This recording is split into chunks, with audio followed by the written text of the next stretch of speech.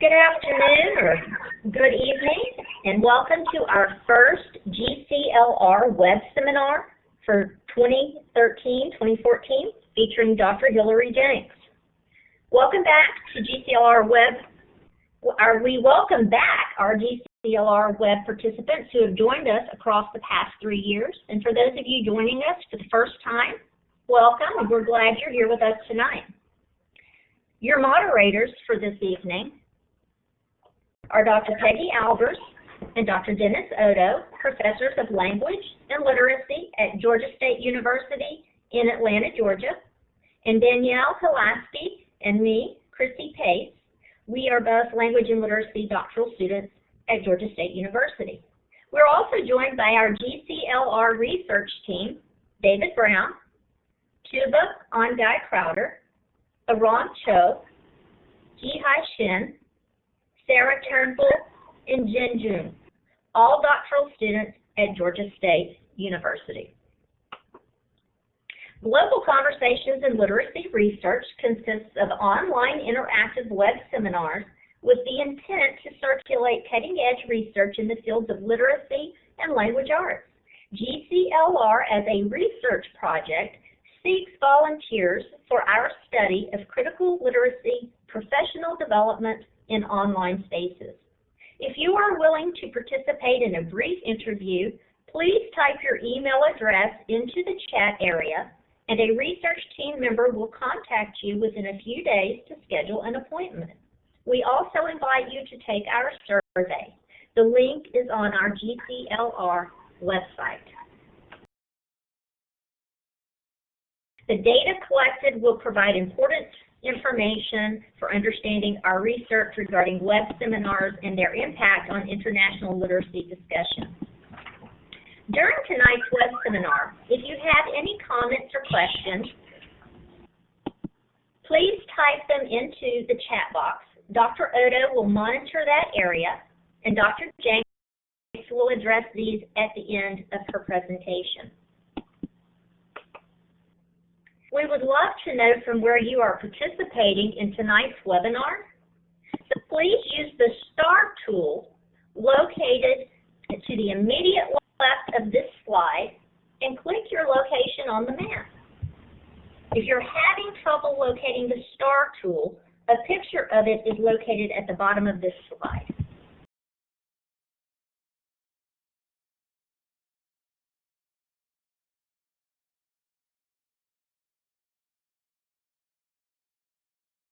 Wow, it looks like we have a lot of people joining us from various locations across the globe. That's wonderful. Welcome. Welcome all of you.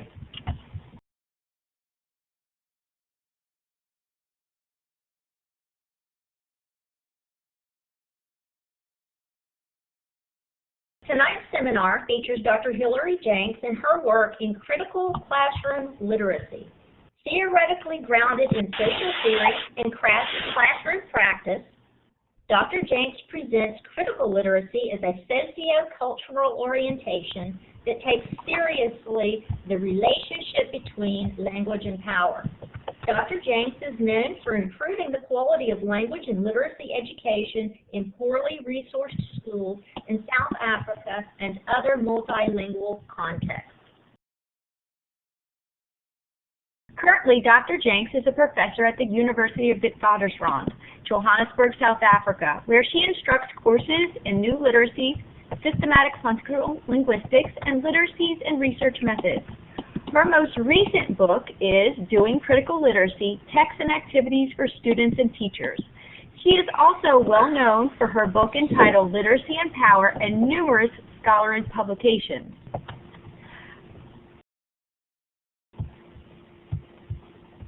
At this time, it is my honor and pleasure to introduce Dr. Hilary Janks and her presentation entitled Doing Critical Literacy. Let's give her a virtual round of applause.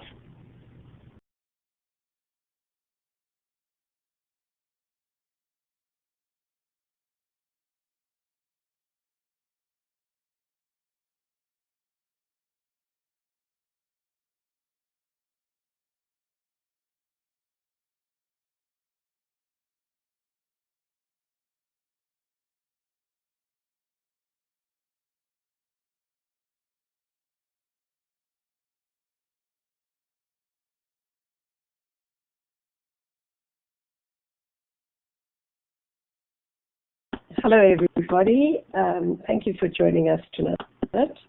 I'm going to be presenting this webinar in a somewhat challenged manner, as my voice is going. It doesn't always sound as husky as this, but I'll do what I can. Okay, so one of the things that drives me crazy is when I hear people saying things like critical literacy as a thing of its day. When I feel that it has an ongoing importance. It's not a fashion or a fad, and that's really where I'm going to direct my talk tonight, to talk about the importance of critical literacy, and to do so by trying to take an example of how one might work with an issue in a classroom. So when the African National Congress came to power in 1994, I started to worry about whether there was any purpose in my going on with critical literacy, because my early work in critical literacy had been developed in relation to contesting the apartheid state. So in 1996, I wrote an article called "Need Critical Language Awareness in South Africa." What I was able to show in that paper was the ways in which apartheid discourses continued to speak through us, to instantiate themselves in texts, and to construct us as racialized human beings despite the political transition. There was clearly still work to be done. In addition, I began to explore ways of conceptualizing critical literacy as a project of reconstruction and redesign, not just deconstruction, in this historical moment of hope and change. Since then, I've come to understand that the scope of that argument in 1996 was too small, limited as it was to my own country at a particular moment in history. Different times and different places have their own inequities and inequities that merit critical interrogation and intervention. So now I'm going to make the case for why critical literacy should not be seen as transient, and that it has an ongoing importance to education curriculum. And I'm becoming increasingly interested in what it might look like across the curriculum. In Literacy and Power, I argue that in a perfect world in which social difference didn't matter and didn't determine who got access to resources and opportunity, we would still need critical literacy to help us read the texts that construct the politics of everyday life.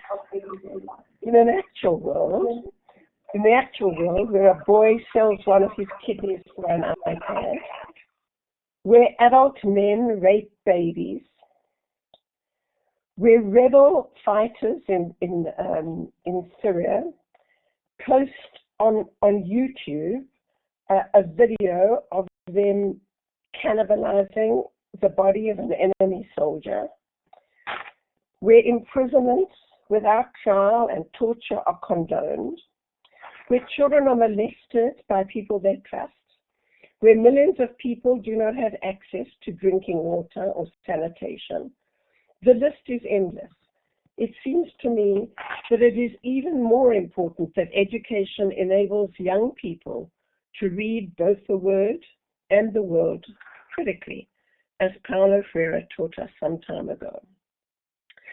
Now, social orders that create disparities based on arbitrary social categories, such as, amongst others, gender, race, class, ethnicity, religion, which privilege some at the expense of others.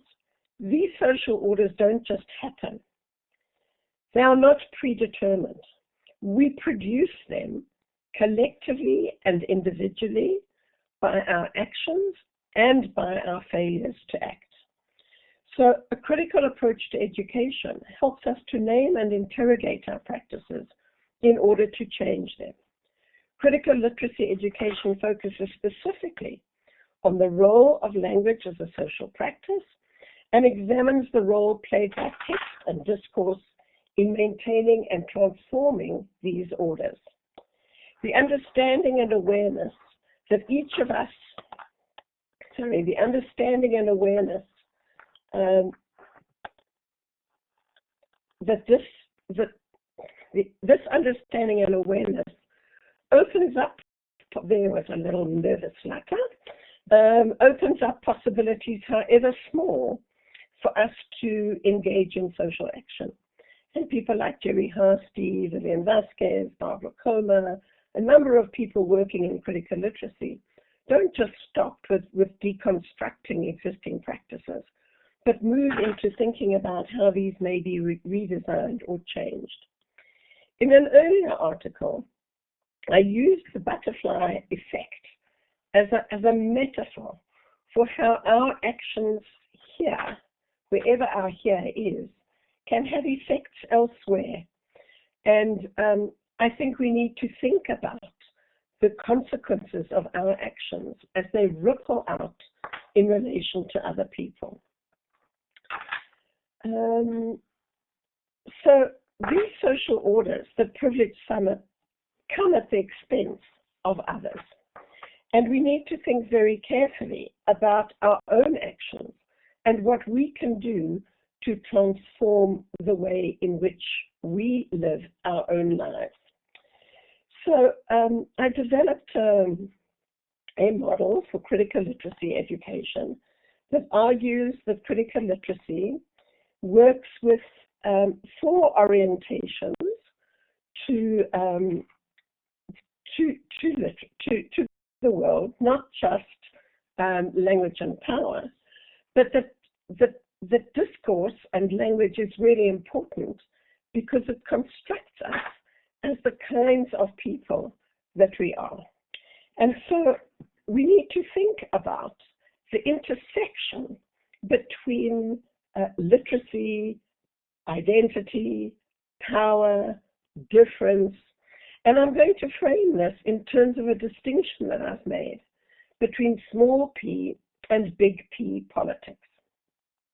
When I started working in this area, as I said before, I was really concerned with the language of the apartheid state and the practices that language signaled. And I think that a lot of people are quite scared of getting into what I call big P politics, taking on the actual political dispensation of their day. I think we need to do both. But I think that big P politics is made up of the small interactions in everyday life, the small P politics, like who looks after people with AIDS, who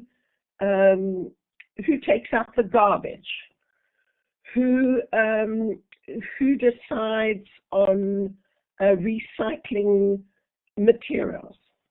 And so the next 2 slides look at the difference between little p and big P politics.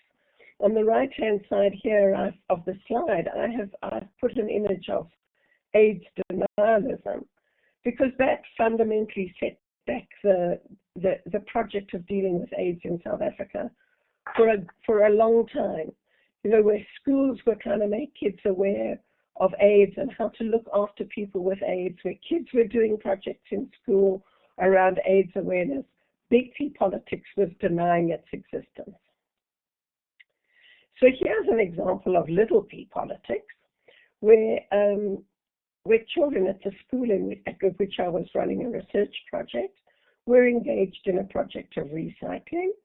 And this is an example of what big P politics sometimes looks like: global governance, global warming, a huge range of things that are attempting to deal with similar issues, but at a macro level. Now, what I like about small P politics is that really is a space in which young people can intervene and make a difference. And so what I'm going to be working with is an example of how we might do that. So before I get to the example, I'm going to look very briefly at my interdependent model. I don't want to spend too much time on it at all, Essentially what I argued is that there are 4 dimensions to critical literacy. We have to look at language, text, and discourse in relation to power, in relation to access, in relation to identity and diversity, and in relation to the ways in which we design our texts and practices. And I did so by theorizing each of these axes without each of the others. Because the claim that I was making is that one without the other creates a problematic imbalance. And really, this is the subject of the book that I wrote called Literacy and Power, where I tried to spell out all the imbalances and the ways in which these different aspects of my model are interdependent. So for those of you who've read that, you would see the ways in which I theorized this interdependence.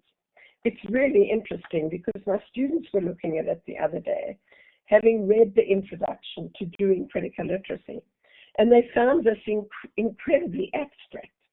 And they said, well, how come this is so abstract and the introduction to doing critical literacy is so clear? And the answer is, it's 5 years later and I can explain it better. But that really is the basis of my thinking about critical literacy. So what I'm going to do tonight is to try and talk to you about what it looks like in practice. And in fact, I think this is the most important slide, because what I'm going to try and do is show you how you set up critical literacy work in classrooms, really in 5 steps. And the rest of the talk is going to take you through these 5 steps. Now, I've chosen an example of something that I could work with my students. But, I mean, people like Vivian Vasquez are very good at allowing those topics to emerge from discussions amongst the students. And although I've chosen this one, it could be a topic that was raised by students or raised in your school or raised in your community. This is just one that I've chosen as an example. So it's really important that if you're going to work on a topic, it has to be connected to what is going on in the world and in your students' lives. Then you need to consider what students will need to know and where they might find information that can help them to understand the problematic and to act with it. And I don't think we should underestimate the importance of knowledge and information as a basis for rethinking and redesign. Then we have to see what the problematic looks like in texts and practices. We have to examine the social effects of what's going on and have to imagine possibilities for making a difference. So the issue that I'm going to be working with is an environmental issue. In and of itself, this is not new. Colleagues in Australia, Barbara Comer, Helen Nixon, Joanne Reed, did a wonderful project in South Australia. Australia, you may know, is the driest continent in the world, and South Australia is the driest state on the driest continent. And they did a project with teachers around the Murray-Darling Basin, where the students learned to understand the importance of the river in that environment. The other image is an image of a project that I worked on, the SEED project, at a school in Attridgeville, where the children grew food gardens that supplemented the school feeding system every day, and where the kids learned science in the gardens and used the gardens as a living classroom. So the issue is not new. So let's begin by, how do you find the issue, and how do you make sure it connects with kids' lives? So the issue that was niggling at me was generated by a radio advertisement that I heard in South Africa. And I had hoped to find it on the internet, but I couldn't, so I'm just going to have to give you the flavor of it. It was basically an advertisement asking us to conserve water. and making it quite clear that in South Africa, where many middle-class people have swimming pools, the amount of water that it takes to fill a swimming pool would provide water for a large number of people who don't have access to water. And because I have a swimming pool, this is an advertisement that really bothered me. And I heard it over and over again. And it got to me because it made me feel kind of irresponsible. So it was about thinking about my own access to water and the ways in which I can use it, and the relationship between that and people in my own country who don't have access to running water at all, let alone clean drinking water.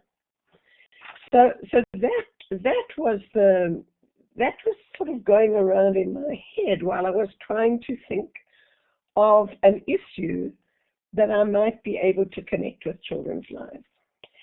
So in thinking about how to link this up with children's lives, I decided to start looking at the question of bottled water, because bottled water is around us everywhere.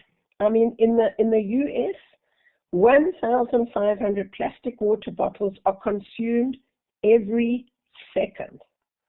Nice little arithmetic sums that you can get students to do with that. Okay, so, and kids see water bottles being used all the time. They buy them. And so when I started to try and explore this, I came across some extraordinary information that I didn't actually know about, other than that I know that plastic's probably not a very good material for us to be consuming in great quantities. So here are some of the facts that I found, okay? 80% of the bottles end up in landfill. Huge amount of oil used in producing bottles. Bottled water costs 1,000 times more than tap water. Drinking 2 liters of tap water a day only costs 50 cents. Plastic leaches toxins. What should I do with this? I can dismiss this, okay. Plastic leaches toxins into the water, creating health problems. New York City tap water surpasses all federal and state health standards, okay? And even in its smallest form, plastic's never going to biodegrade. So this is an issue replete with social consequences. In addition, these kind of stats are readily available on the internet. And I suppose what astonished me the most about these stats is the percentage of the bottled water market owned by Coke and Pepsi. Aquafina and Dasani are made by Pepsi and Coke. And it seems to me fascinating that the sugar drink industry of the world is now doing water. Okay, and just look at how much water they sell a year, how much profit they make a year. They're very well placed to do it because they've got all the bottling plants, okay? And the total global water bottle sales annually is like $50 billion, when in actual fact, the water that most of us can pour out of a tap costs very little. So it seems to me there's very interesting stuff going on here. So I've got an issue now that I can link to kids' lives. It seems to me that this is an issue that lends itself to thinking critically across the curriculum. When I heard this advertisement, I happened at the same time to be reading Al Gore's new book called The Future, where he makes it clear that an ever-increasing world population and the rise of per capita consumption are set to deplete the natural resources that human survival depends on. So the declining availability and deteriorating quality of fresh water in numerous countries and regions stands alongside the loss of topsoil as one of the two most serious limitations constraining the expansion of food production. So there's an overconsumption and profligate waste of fresh water that are threatening to create food crises in multiple areas of the world. In addition, groundwater aquifers are being depleted at unsustainable rates. Especially, you'd be interested in northern China, India, and in that group, the Western United States. Water tables are falling in countries where 50% of the world's people live. Gore examines the research, which predicts an increasing number of climate refugees, particularly from Africa, where 800 lakes have dried up completely in the last decade. One doesn't need much of a pedagogic imagination to see the potential of this issue. So, how do we link this to children's lives? Okay. Drinking bottled water is a practice that many young people either witness or engage in without much thought. Information and texts related to the issue are easy to find and understand. The topic offers work opportunities for work across the curriculum. Bottled water is consumed and sold in places where tap water is safe to drink. It's big business, and brands compete for market share. It is a practice with harmful effects that can be measured. It's an elite practice. Poor people without access to safe drinking water can't afford to buy bottled water. It's bought by the people who least need it. The consumption of bottled water is an issue that offers possibilities for student activism. So I think if you can find something where the students can get engaged, then I think you've got the potential for them starting to understand their power as social agents. Okay, so if you want the kind of information that I've just shown you on these slides, and you type in water as a sustainable resource or bottled water, water as a sustainable resource gives you something like 34 million hits on Google. And if you type in bottled water, you're going to get even more. And generally, it's pretty easy. It's pretty easy to understand. It's not difficult text that I think students can engage in. Okay, so those are the kinds of facts that you're going to find if you start scrounging around in relation to what the issues are in relation to bottled water. Okay, it's an issue that offers real possibilities for thinking about textual design. Now, these are the labels of water bottles in South Africa. Very interesting, I think, in terms of their textual design. The top one has got a little green image there, suggesting that it's a plant bottle. So it's trying to go in environmentally. The cool blue one is Love Life, Avoid AIDS. So the water is being sold as healthy, but of course the people without access to clean drinking water are the ones with least access to bottled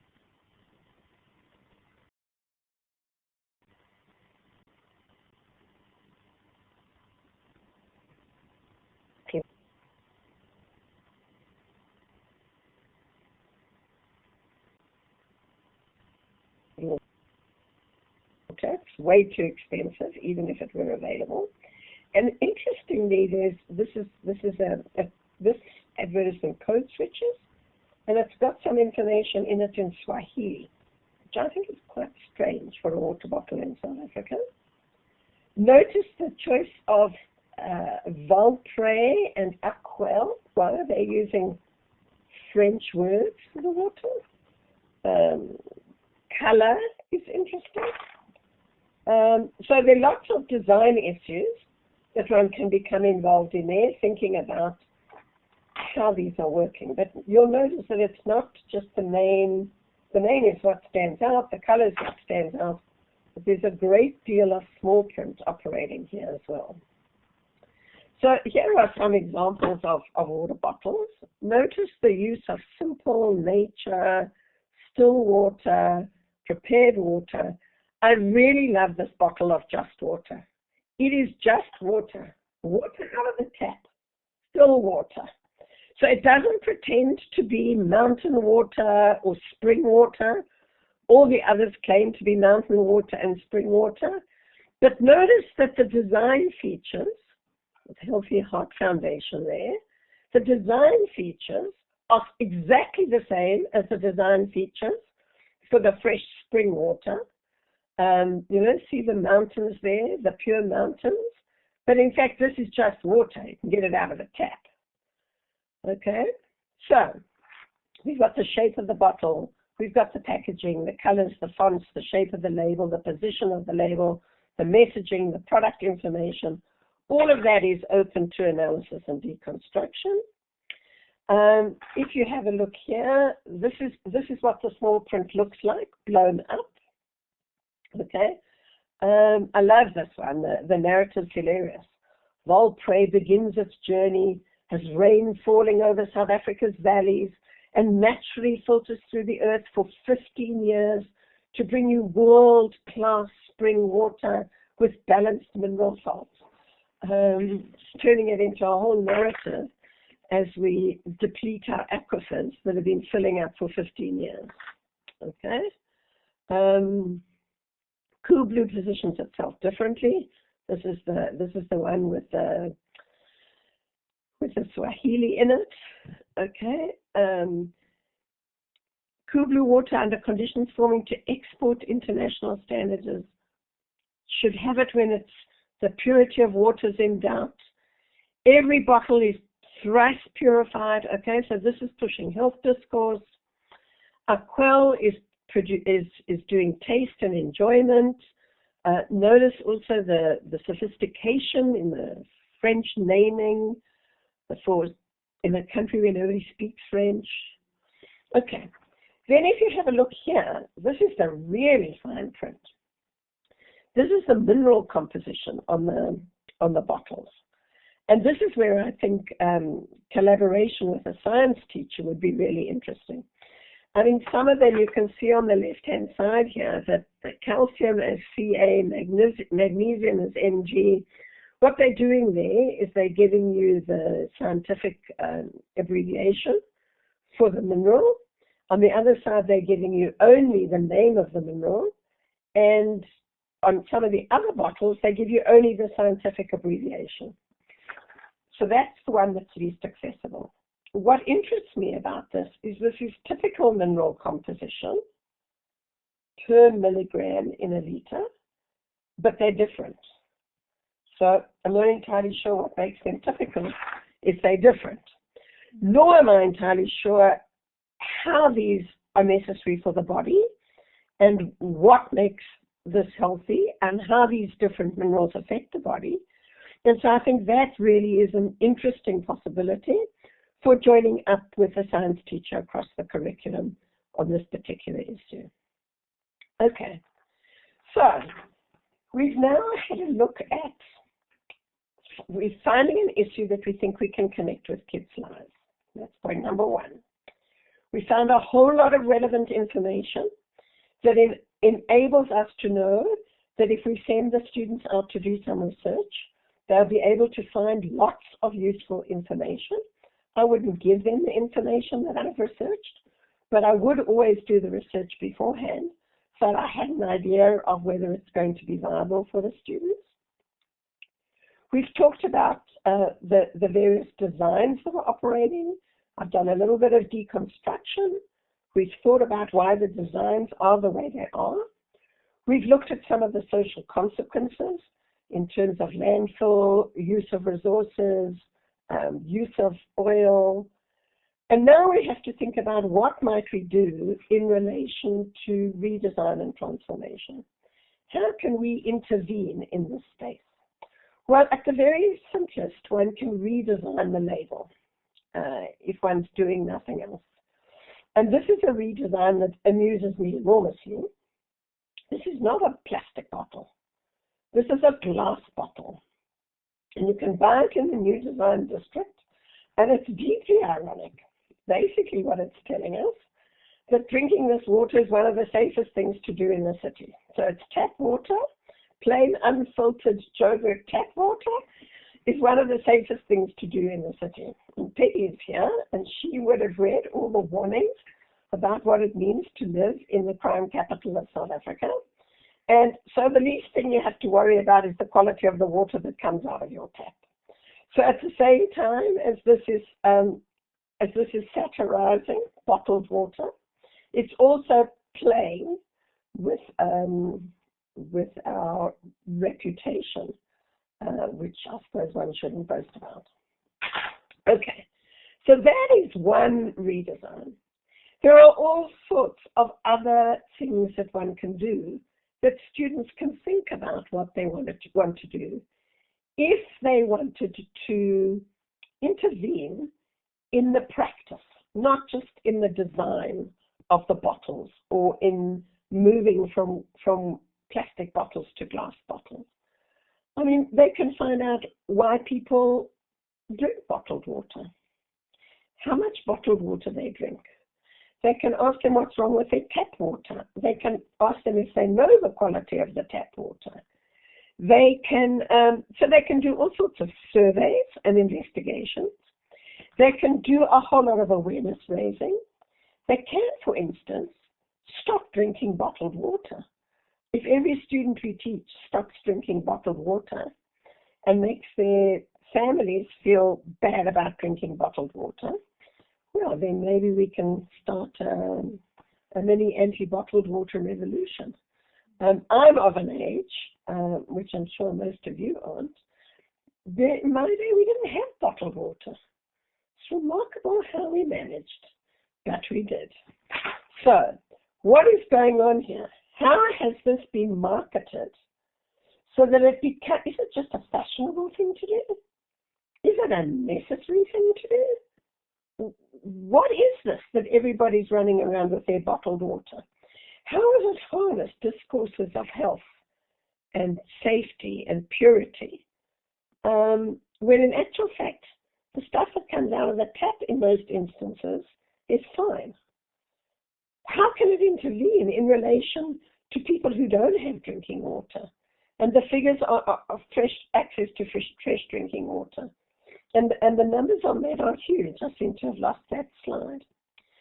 This is a redesign that was developed by a design firm in New York City.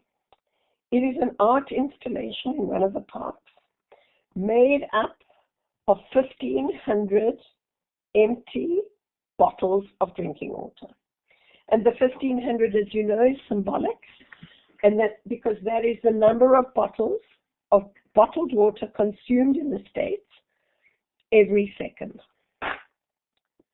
Okay? And there you have what I think is a wonderful image of young people having their consciousness in relation to the consumption of bottled water raised. And it's also quite beautiful.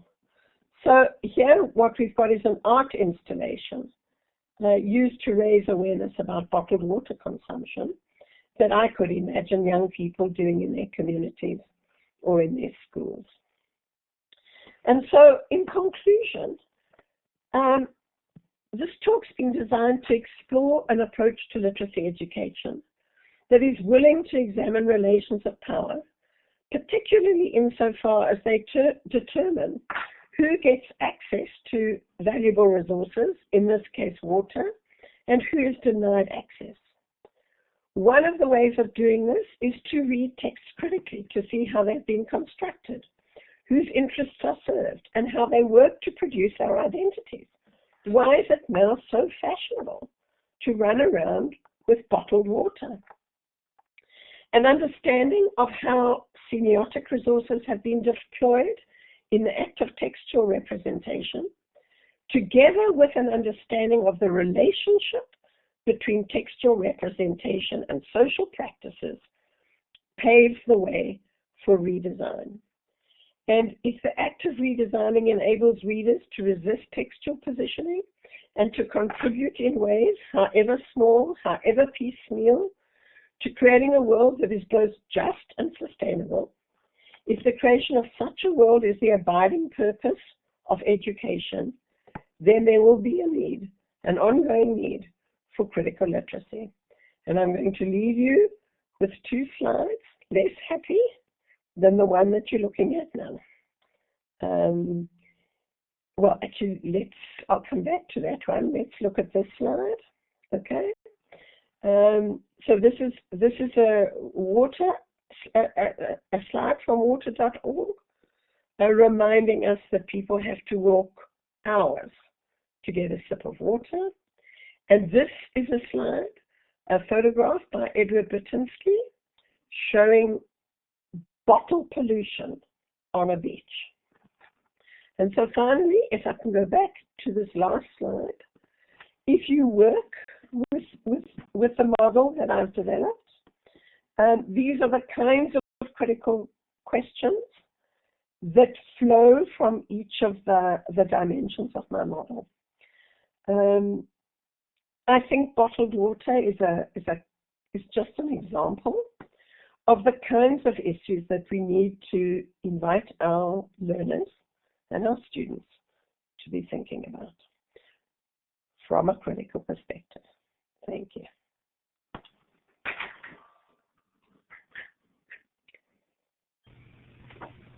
Thank you, Dr. Janks, for your insightful, engaging presentation. We will now invite Dr. Janks to respond to questions that you have generated across the presentation. Please continue to type in your questions in this Q&A session facilitated by Dr. Odo.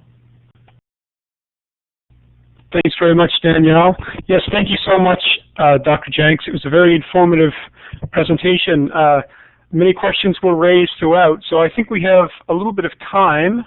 I'll go ahead and just go through some of the list of questions that were raised. Early on in the presentation, Nicola mentioned this point, and she says, Hilary, I like how you've started with something that affected you, thinking about your quote-unquote responsibility or quote-unquote irresponsibility. Too often we don't implicate ourselves in critical analysis. And I guess the question would be, was this a conscious choice, or was it something that just kind of naturally evolved for you? Did you make this choice consciously as part of your approach to critical literacy?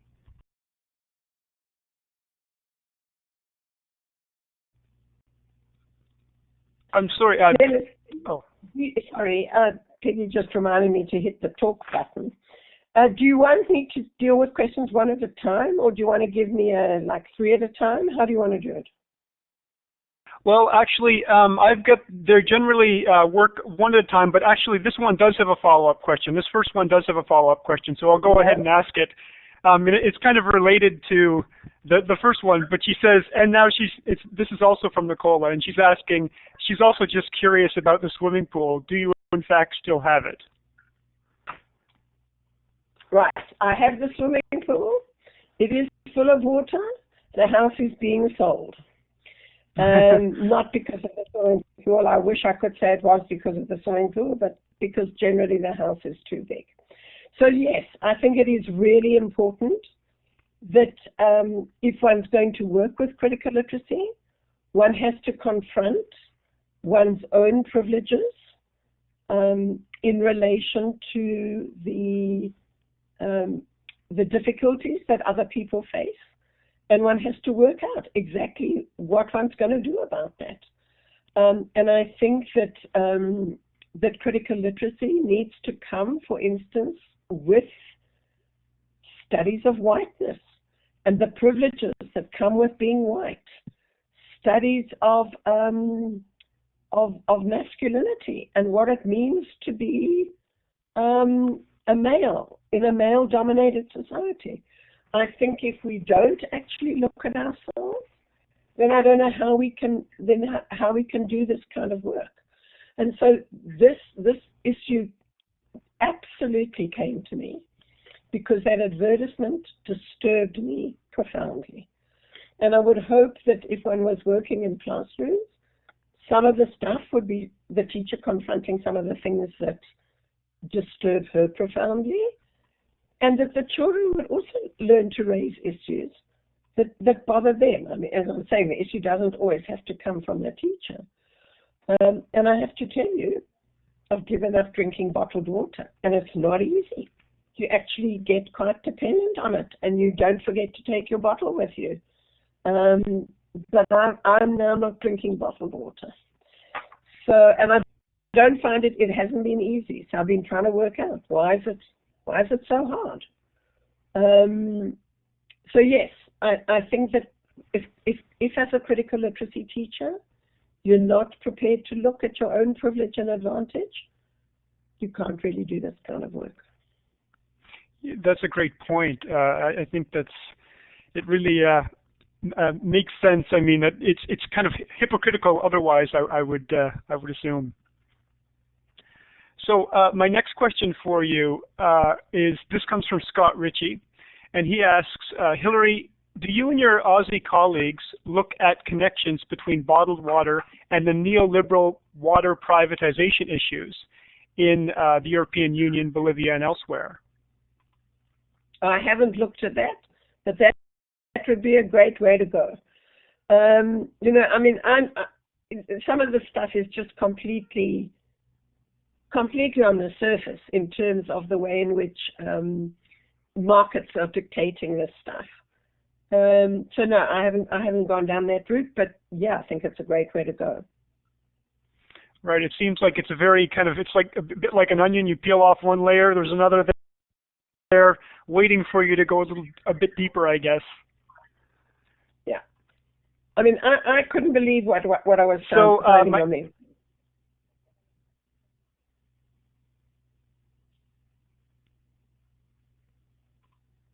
Sorry, Hilary, you can go ahead. Sorry to cut you off there.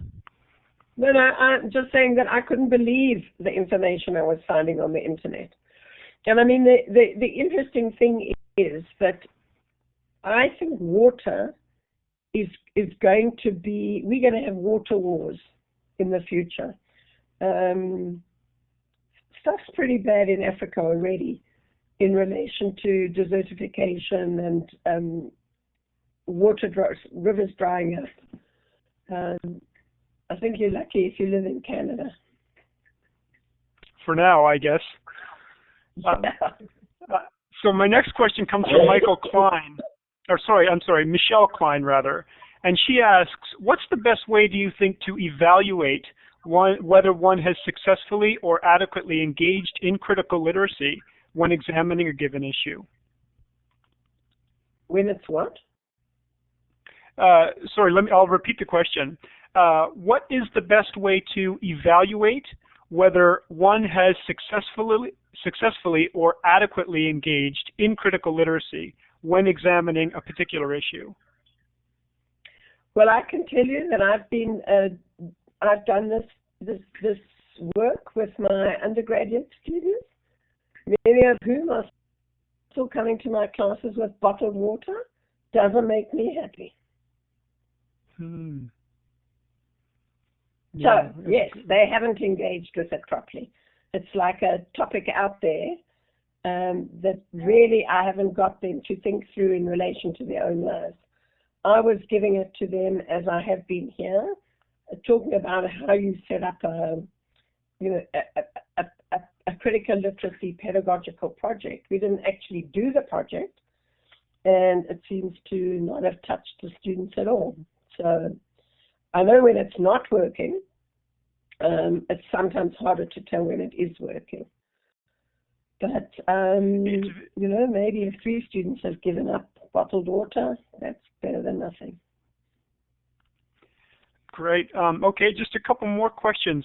This one comes from Heather Lynch, and she's asking, what advice do you have for novice teachers who have great hopes to do, open quote, crit lit, or end quote, but may not know where to begin with elementary school children. So new teachers starting out with elementary school age children, how would you kind of recommend them easing into this process?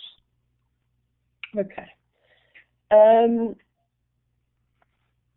The best people to look at on elementary school work is the work of Vivian Vasquez, which is completely wonderful. She gives very good practical examples of how you do that. The work that Barbara Comer did early on with Jennifer O'Brien, wonderful examples of how you work with everyday text, with kids and everyday text. And the really nice thing about some of that work is the kids don't have to be reading yet. You can do a lot of work with kids analyzing things like toy catalogs and toys for boys and toys for girls and primary colors for boys and pastel colors for girls and the Barbie website. There's a lot that you can do visually before the children can actually read the text. So there are some people out there who've done that work. My new book, the Doing Critical Literacy book, I'm just trying to think if there's anything in there that one could use with little kids. I think that what that book does is it's just a whole series of activities for use in classrooms. It follows the pattern of my model. In other words, so there's some activities that look at power, there's some activities that look at identity, there's some activities that look at spatial modalities, there's a lot of help in deconstructing text. That is actually designed for the top end of high school, but I think it will give people an idea of how to think about doing critical literacy, because it's immensely practical. And then I do think there are some activities that anybody can do. So I was showing Peggy an activity where these designers have done a profile of their face, and then they've done a collage within that profile, creating their very different personalities. So somebody's done a profile that's full of cupcakes, and somebody else has done a profile that's full of vegetables. And I think that kids could have quite a lot of fun, little kids could have quite a lot of fun in designing themselves and then imagining another design for themselves, because any design is just one version. And then they could compare their two versions and see which version they appear more attractive or more clever, and then they can use that to deconstruct their own design. So I think there's lots of examples in the new book that would help a teacher get started at any level. Oh, that's great. I think I might have time maybe for one or two more questions, if it's okay. And so the first would be from Magda Dathe. I hope I'm pronouncing that right. And Magda asks, how does critical literacy intersect with critical thinking?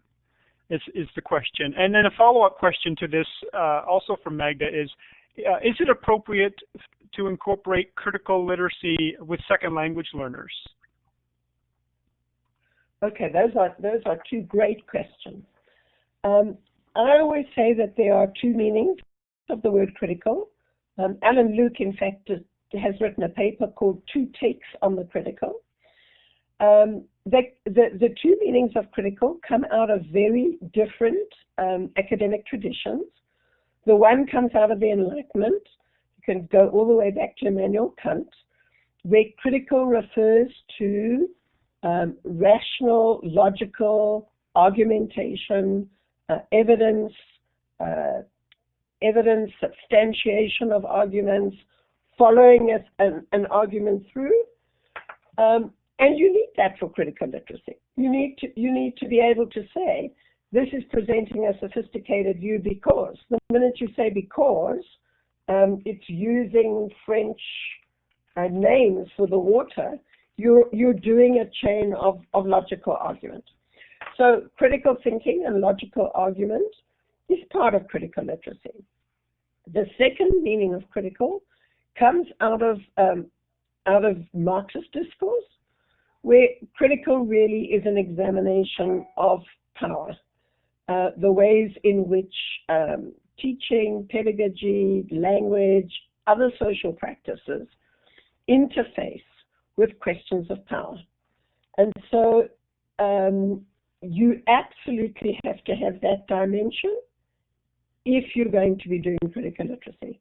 You have to, critical literacy is really interested not only in what texts mean, but in the social effects of text, in the consequences of text, which means you have to move out from the text into the real world to imagine consequences that might flow from a text.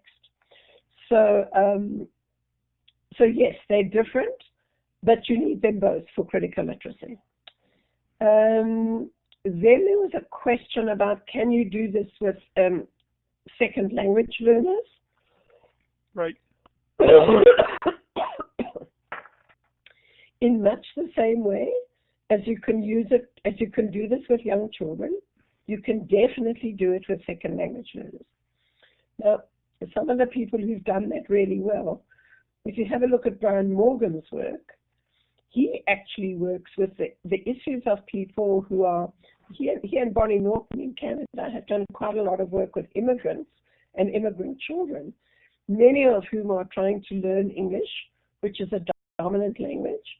In many instances, it's not cognate with their own languages. And very often, because they don't speak the language of power in, say, Canada, they are very often at a disadvantage. They very often feel quite oppressed by the system. And so there are a number of issues pertaining to what it might mean to be learning a dominant language as a second language that raises a whole lot of critical literacy issues. I mean, it would be no surprise if I say to you that very often when people don't speak English properly, other people treat them as though they're stupid. And so you get all sorts of, it's called, what's it called? It's called, they talk to them like they're children, basically. So there are a lot of issues that emerge very often when you're learning an additional language that have a critical literacy bearing, because languages are not equally valued in a society. And so, you know, the students can go and explore a lot of that and investigate a lot of that and keep track of interactions that they have with other people, and can also look at the ways in which texts are positioning them. So the point is to move into the critical issues that really affect people who are learning a second language. That's great. Thank you very much for the thoughtful and insightful answers to these questions. I'm sure people will have follow-up questions and comments in the Twitter session. I think we're running a little bit short on time, so I'm going to go ahead and hand it back to Danielle and say thank you again, Dr. Janks, for the lovely discussion. That's my pleasure. Thank you, everybody, for being there. Thank you, Dr. Janks. You certainly offer an intriguing and forward-thinking perspective on tonight's literacy conversation, and much to consider in the realm of literacy education. Thank you for this. Let's give her another virtual round of applause.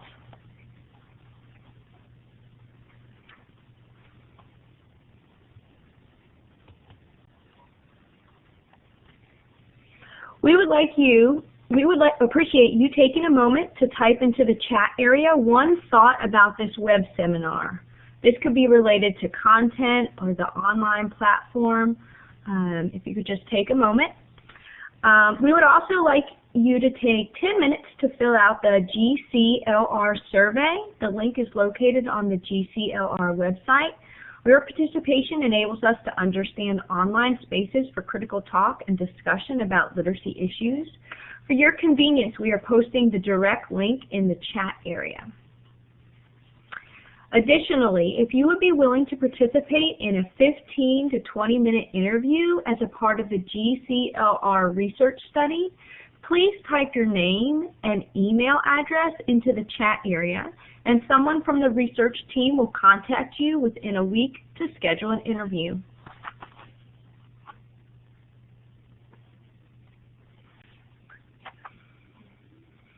Please schedule the future web seminars in your calendar. We have an outstanding literacy scholars who will present on a wide range of research. As you know, these are open access web seminars, so please share our projects with others whom you think will be interested. Please join us on October 13th for Dr. Jack Richards' presentation and November 3rd for Dr. Joyce King. Access to archives of past GCLR web seminars is available at Global Conversations in Literacy, worldpress.com. On behalf of the GCLR research team, Christy Pace and me, Danielle Holaski, thank you for all sharing this hour with Dr. Janks and us. GCLR truly appreciates your attendance, participation, and most importantly, your interest in these most important discussions about literacy. For those of you wishing to continue the conversation generated by Dr. Janks' talk, please join the Twitter room, #GCLR_GSU following this presentation. Thank you and enjoy the rest of your evening or day.